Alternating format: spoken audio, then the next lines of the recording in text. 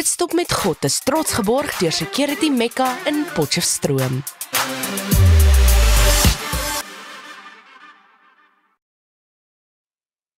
Hartlike goeiedag en jy's ingeskakel hier by Live FM #leefliefde.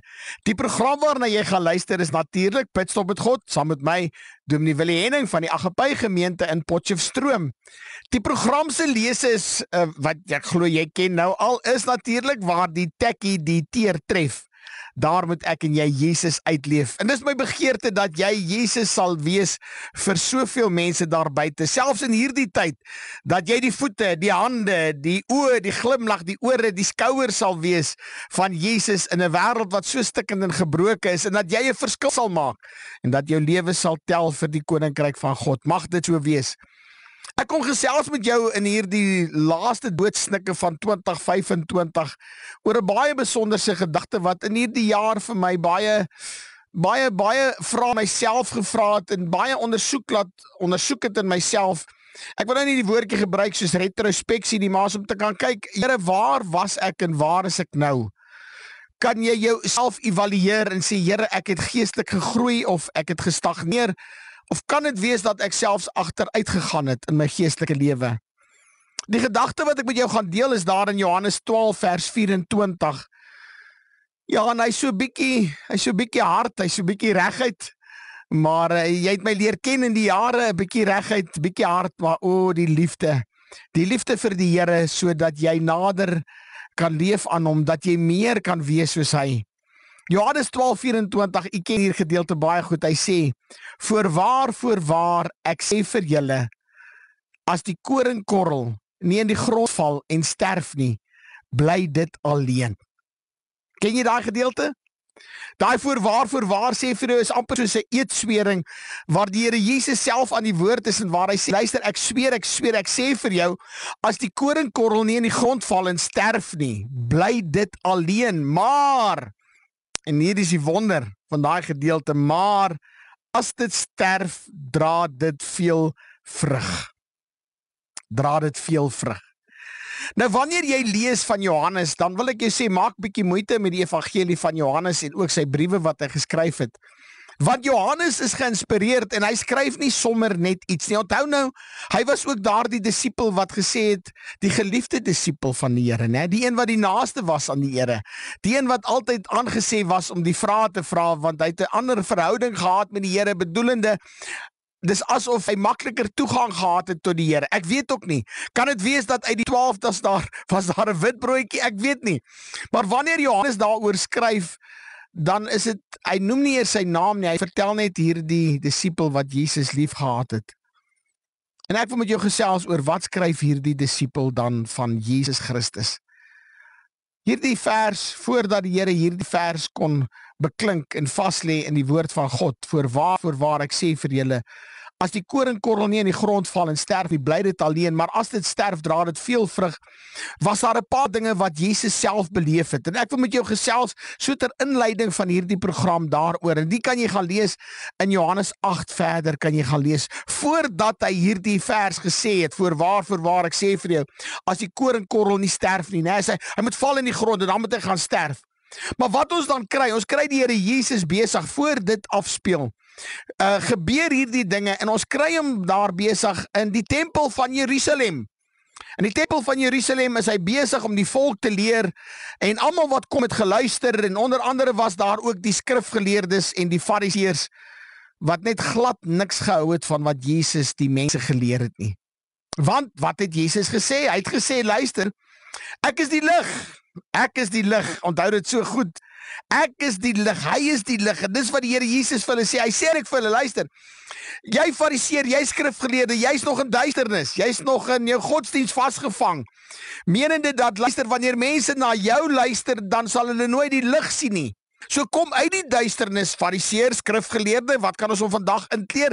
Jy Bybelkenner, kan ons om as ek sê dominee, pastoor, jy wat dink jy's in daai posisie, of jy's godsdienstig, of jy's dalk in die bediening. Miskien is jy nog net vasgevang met godsdienstigheid, en dis wat jy het, en dis wat die Here eintlik vir hulle sê, luister, kom uit daardie duisternis uit, kom na die lig toe, want ek is die lig. Nou dis die eerste probleem wat die Fariseëgeleerdes gehad het met hom. Nou ja, geniet die musiek, kom dadelik terug, gesels ons met jou oor verdere probleme wat hulle gehad het met Jesus. Jy het ingeskakel gebly. Ja, ons het gesels oor die Here Jesus Christus wat besig is om te gesels met die Fariseërs en die skrifgeleerdes. En hy vertel vir hulle, hy sê, luister, ek is die lig. Maar dan gaan hy verder en dan sê hy vir hulle, luister, hy stel hom nou gelyk aan God die Vader en dis hier waar hulle nou 'n kleintjie dood aangehad het.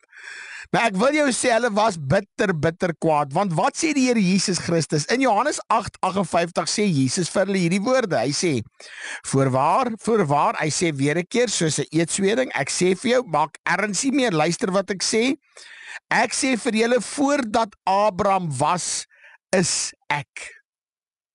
Daai woordjie, is ek. Onthou nou, met wie het Moses ontmoet daar, die brandende braambos? En toe sê hy, dit is, ek is. Nou kom hy, nou sê hy, is ek. Jesus sê, luister, voordat die vader Abraham, die een wat julle aan vashou, en die een wat julle aan die verbond vashou, om te sê, maar die verbond is gemaak met Abraham, en daarom is in die geslag van Abraham, daarom is dit vir my so belangrik. Nou kom die Here en hy sê, luister, maar voor Abraham is ek is belangriker as Abraham. Ek was eerder as Abraham, ek het al geleef voor Abraham. Nou moet jy dink, wat sit in daardie mense se gedagtes, die skrifgeleerdes en die Fariseërs. Dan lees jy net daarna, hulle het toe klippe opgetel om hom te stenig. Ja, en hulle wil het gedoen het, weet jy waar? Nee, nie op 'n berg nie, nie in die buitekant nie, nie in die veld nie. Hulle het dit gedoen daar in die tempel. Nou is my vraag altyd, waar is die klippe gewees? Waar is die klippe? Nou het hulle die korroubriek opgelig daar van die plaveisel. Ek weet nie, dit is nie so nie, dit wil nie vir my so voorkom nie. Maar wat vir my wel voorkom is, ek het so een episode gesien van The Chosen, of dit waar is of nie waar is nie. Dit wil tog vir my voorkom asof hulle daar 'n waantjie vol klippe gehad het. Ek weet, dit klink nou snaaks, né? Soos 'n trailer met klippe op. En dan lyk my as daar so iets gebeur het, dan was daar klippe beskikbaar, want dis die manier van veroordeling. En nou sê hulle vir die Here, weet Jesus, ons stel nie belang aan wat jy sê nie. Jy het ons nou net sleg gesê, ons is in duisternis en jy's nou die lig. Inteendeel is ons die lig, van ons wys mense na God toe. Ons het dan nou die wet. Ons leer hulle wat om te doen en wat om nie te doen nie. Ons leer hulle wat is sonde en wat is nie sonde nie. En ons leer hulle dan ook hoe om te offer, hoe om vergifnis te ontvang, hoe om regverdig verklaar te word wanneer hulle offer bring. So hoe is dit nou moontlik dat jy my nou eintlik in my gesig kom sleg sê? Nou sê jy nog vir my eintlik dat dit wat ek aan vashou, Abraham, my godsdienstigheid, jy kan hom gaan invul wat jy wil, my lidmaatskap, my doop, wat ook al jy daarvoor hou om te sê, maar dis vir my die belangrikste. Kom die Here Jesus, hy sê, weet, ek is voor dit, ek is belangriker, ek was voor Abraham. Dan sê hulle, tel die klippe op, maar Jesus, hoor wat sê hy, maar Jesus het stilletjies uit die tempel gegaan en tussen hulle deurgeloop. En so het hy vertrek. So, jy moet nou sit en dink saam met my, so, waar was die? Klippe was in die tempel. En dan dink ek by myself, is dit nie maar elke dag so nie? Is dit nie maar nog vandag steeds so nie? Dat die klippe word gegooi binne in die tempel van God, binne in die kerk. Dis waar die mense, ek weet nie die meeste mense nie, maar baie mense kry seer in die kerk as gevolg van klippe wat gegooi word. Veroordeling wat plaasvind. En dit is presies wat hulle met Jesus wil doen, want jy sien die waarheid het hulle seer gemaak, dit het hulle gekonfronteer, dit het hulle gelig uit hulle gemakzone om eintlik te sê, weet wat, Fariseërs, skrifgeleerdes, julle is eintlik dood van binne. Julle het eintlik niks om aan vas te hou nie. Plaas gryp julle nou na Jesus Christus. En hulle sê vir hom absolute godslastering om jou gelyk te stel aan God, om te sê jy was eerder. Tragies dat die Here Jesus wegstap. En weer dan besef ek die hartseer, ek wonder wat moes Jesus beleef het in hierdie hoedanigheid. En jy kan vir my sê, ja, hy's God, en ek stem 100% saam, 100% God. Aan die ander kant is hy net mens, 100% mens. Dan wonder ek, wat moes hy beleef het, toe hulle vir hom gesê het, man, jy is nie meer welkom hier nie, ons wil jou eintlik ontslaan raak van jou. Want ons verstaan wat die Bybel sê, niks het goed uit Nasaret uitgekom nie, né? Niks het goed uit Nasaret uitgekom nie. En nou vind ons hom in Jerusalem.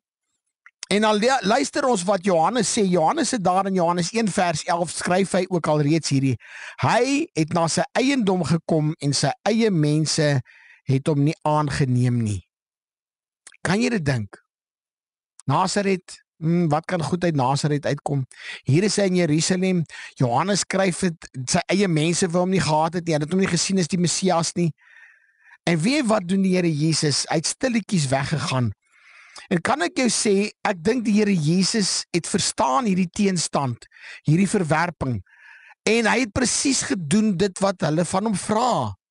As jy gaan lees in Johannes, dan vind jy, Jesus het nooit weer teruggegaan na Jerusalem toe nie.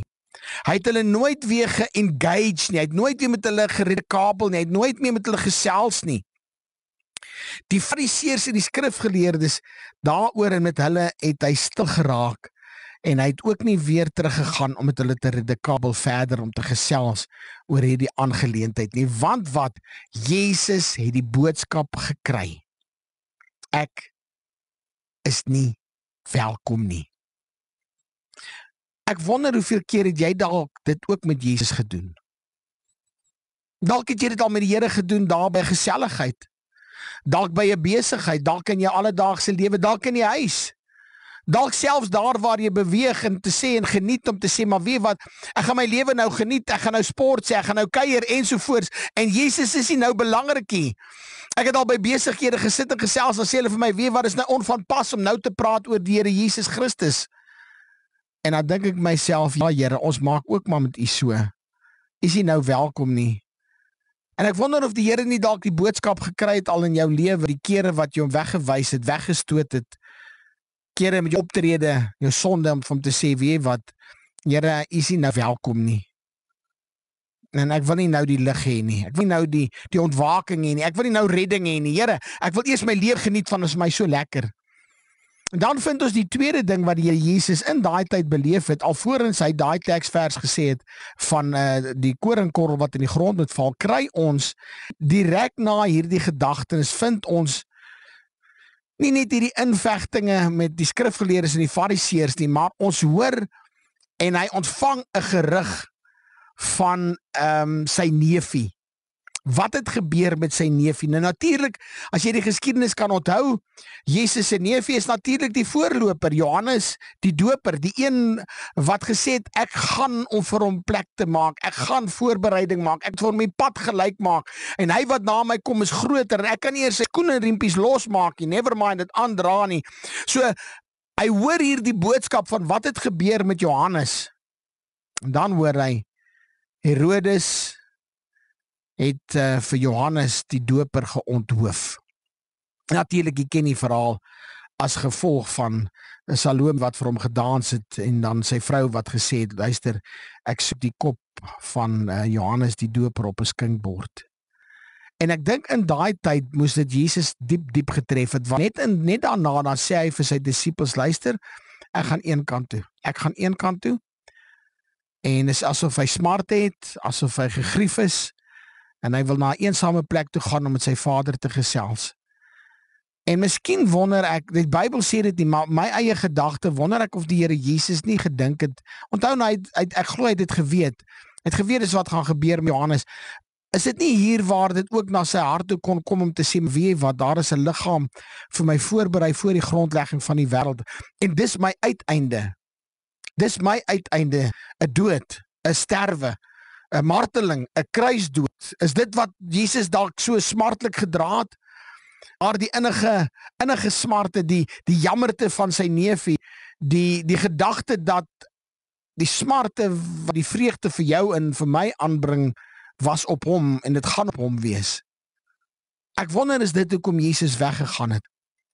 En terwyl hy hierdie gedagtes bedink, en terwyl dit afspeel wat ek jou nou vertel het van die skrifgeleerdes, die fariseërs wat hom verwerp het, terwyl hy gehoor het van Johannes die doper wat nou net gesterf het, wat onhoof is, kies hy tog die weg van sy roeping eerste. En terwyl hy op pad was, een kant om te gaan treur, smarte te gaan hanteer, met sy Vader te gaan gesels en sekerlik te bid, dan sien hy hier is 'n magdom mense wat opdaag. En Jesus sê, weet wat, ek het gekom vir hulle. Want hierdie magdom mense lyk vir hom toe kompleet soos klomp skape sonder 'n herder. Hulle gaan nêrens nie, going nowhere slowly. Going nowhere slowly? Nou ja, die musiek is op hande, kom dadelik weer terug hier by Pitstop met God, saam met my, Dominee Willie. Tom Jan, Ag, sakkie, want dit gisterand my sleepwa gesteel. het oom nie 'n hekmotor, elektriese heine of kameras nie? Nee, sakkie. Dan moet oom na Security Mecca in Potch gaan. Hulle het alle sekuriteitsprodukte onder een dak. Ek ry sommer dadelik. As oom net gister al gegaan het, sou oom nog 'n sleepwa gehad het. Mens kan nie 'n prys plaas op sekuriteit nie. Security Mecca in Deploystraat. Besoek securitymeccaonline.com as ook hul Facebookblad. Security Mecca Potchefstroom. Jou sekuriteit is ons prioriteit. Jy's ingeskakel by Live FM, natuurlik die program waarna jy luister is Pitstop met God saam met my, Dominee Willie Henning, en ek hoop jy daardie musiek geniet. Ons gesels oor 'n baie belangrike tema, en dit is die koringkorrel moet eers sterf. Die koringkorrel moet eers sterf en daarna kan daar vrug wees. Nou ek het met jou gesels oor wat het met Jesus gebeur alvorens hy daardie skrifgedeelte kan ek sê gekwyn het, nee, kan ons dit sê. Hy het dit vasgelê vir ons in die woord dat die koringkorrel moet sterf, moet in die grond val en sterf. Fariseërs, ons het ook gesels oor dat hy hierdie boodskap ontvang het van sy neef Johannes die Doper wat onthoof is. En dan vind daar iets plaas, daar is 'n magdom mense wat kom luister na die Here Jesus. Hy sien hulle en hy kry hulle jammer, want in sy gedagtes wonder ek of dit nie is dat juis vir hulle het hy kom sterf nie. Hy sien hulle en hy sê vir homself, ek vul dit maar aan, ek kleer dit in. Hulle het nog nie 'n herder nie. Dis van hierdie mense wat hy al oor gesels het, dis van hierdie mense wat hy al gesond gemaak het. Dis van hierdie mense wat soekend is na 'n verlosser, na 'n Messias.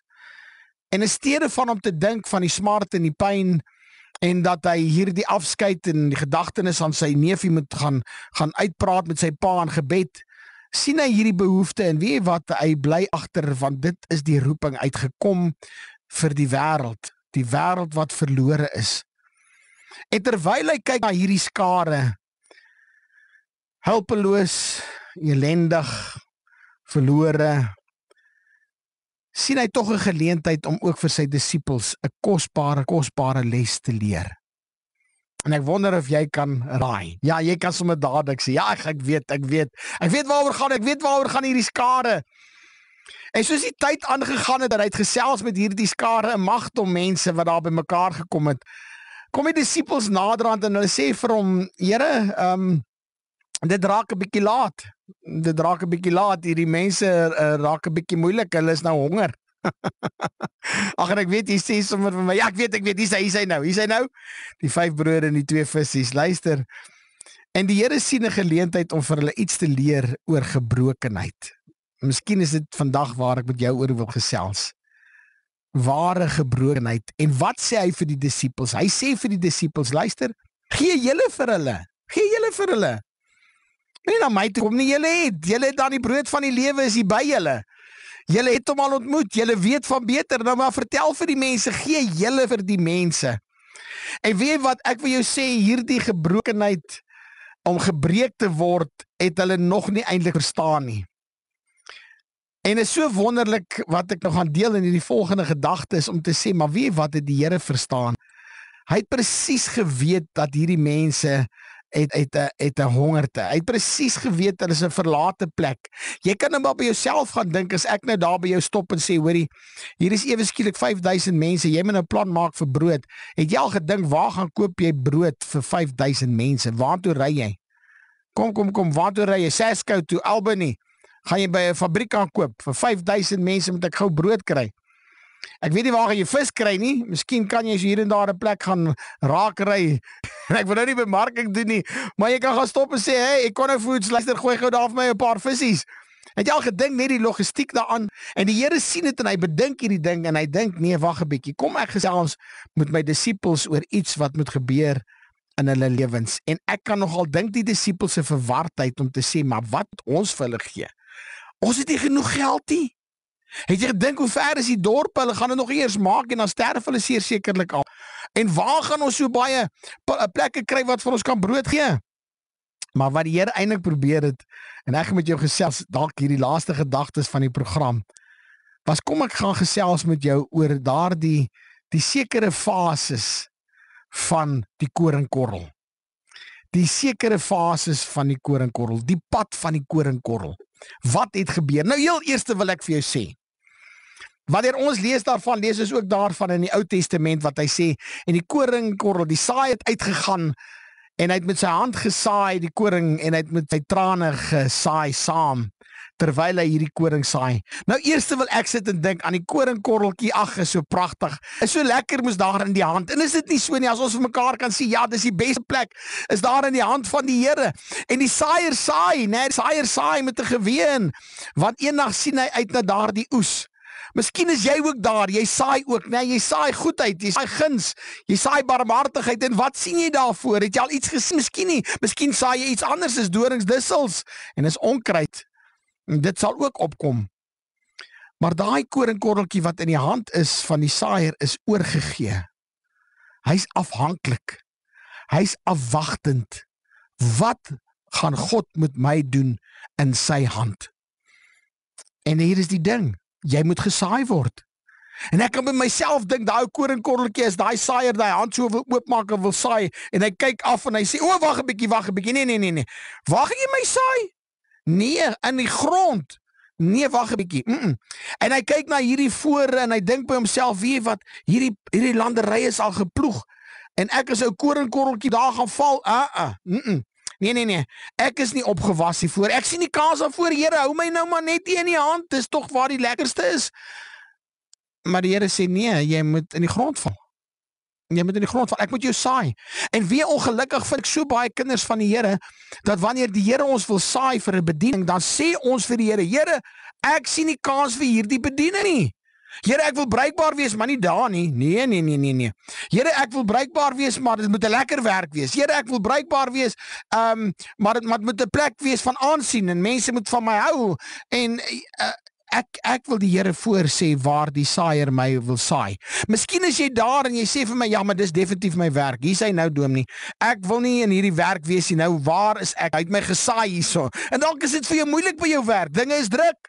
Dalk die mense wat jy mee saamwerk is nie lekker, hulle dien nie eers Here nie. Miskien is eers dieselfde gedagte en geloof om te sê hulle is 'n Christen nie. Miskien bevind jy jou dan, miskien sê jy vir my, ja, my verhouding waarin ek is, ek voel so ek wil nie in die verhouding wees nie. Miskien sê jy nou, na jare ongelukkig, na jare kom jy agter en jy sê vir my, maar die huwelik, hoe die Here my nou hier gesaai. Luister, ek wil nie praat oor dit nie, ek wil nie praat oor dinge wat verkeerd gegaan het in jou lewe en som wat jy toegelaat het en gesindhede nie, maar ek wil vir jou praat wanneer God jou wil gebruik by 'n spesifieke plek en jy is nie gewillig om te laat gaan nie. Jy is nie gewillig om te sê, Here, saai my volgens U wil nie. Ek vind so baie mense, selfs hulle kry 'n roeping, die Here wil graag hê hulle moet iets doen, dan vind ek hulle kies altyd 'n makliker uitweg. Dis hy plan B, plan C. Maar die plan A van God, dit wil ek nie doen nie. Ek vind ook baie mense sal vir my sê, weet wat, maar terwyl ek in die bediening is, Here, terwyl U my nou gaan saai, is goed waar U my saai, ek weet nie waar ek gaan land nie, maar wil U nie daarmee vir my net 'n valskerm gee nie, gee my daarom net 'n parachute, né? Dat ek daarom net 'n sagte landing kan hê, 'n soft landing, ek wil daarom nie voel U hanteer my rof nie, né? U moet nou nie hard wees met my, U moet nie regheid wees met my nie, Here. U moet nie wil afforceer op my nie, U is mos nou altyd 'n gentleman. Maar die Here sê vir jou, ek wil jou saai daar, en kind van die Here, ek en jy kan nie kom voorskryf nie. En partykeer land jy by 'n plek wat glad nie lekker is nie, dit is so. Partykeer is dit 'n crash landing, wil ek amper sê. Miskien is dit 'n crash landing, en daar's drama, en daar's iets wat tragies gebeur het. Miskien is dit by 'n dood, miskien is dit by siekte, miskien is dit afsterwe van 'n geliefde, ek weet nie, maar miskien is dit daardie geweldige trauma in jou lewe is, so om jou wakker te ruk en te sê, luister, hallo, hier is ek, en daar's in die lewe waarborg nie vir jou en vir my 'n soft landing nie, glad nie. Miskien is dit waar jy is. Te sê, waar is ek gesaai? Kan ek jou vra, as jy by die regte gemeente gesaai, die regte kerk, is jy by die regte geestelike familie, is jy seker dis waar die Here jou wil hê? As jy in die regte bediening, is dit nog vir jou lekker om dit te doen wat jy doen? Is dit vir jou vergenoegd, is jy vergenoegd om dit te doen, wat jy ook al doen, en of jy nou skoonmaak en die stoele pak, en of jy nou iemand na die Here toe lei, en of jy nou preek op die kansel, kan ek vir jou vra, is dit waar jy wil wees, koringkorreltjie? Is jy oorgegee met die wete dat dit is waar God wil hê ek moet wees? Waar is jy? Want weet jy wat, 'n koringkorrel lyk vir my, kan so vinnig bitter word. Hy kan so vinnig vir God blameer en beskuldig oor waar hy of sy nou is. ongelukkig, diep ongelukkig oor die omstandighede en dit wat God se wil is vir hom of vir haar. Is jy dalk daar?